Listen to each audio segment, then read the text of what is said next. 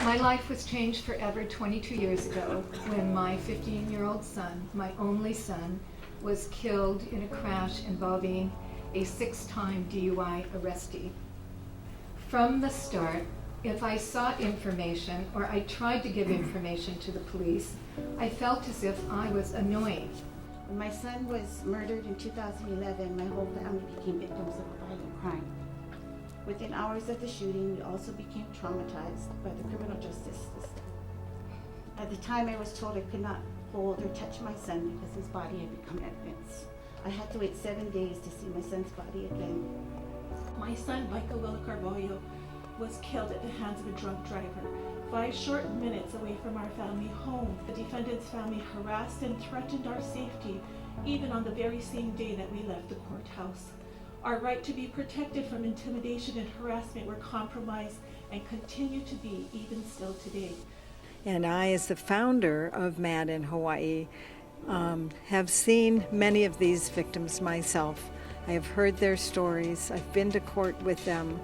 And so I have seen the hurt, the frustrations. Just earlier this year, the prosecutor admitted that 15 to 20 felony sex assault cases have been not been brought with charges and had passed the statute of limitations because they were in a file cabinet somewhere in a prosecutor's office.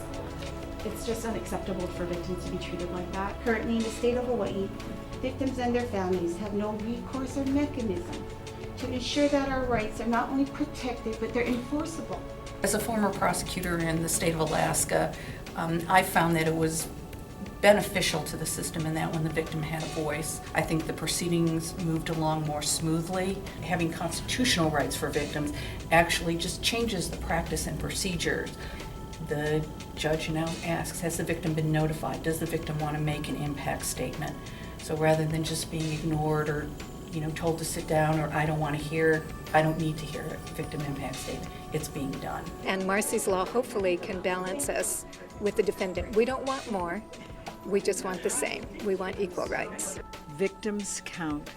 Victims should be heard and treated with dignity and fairness by the criminal justice system in Hawaii.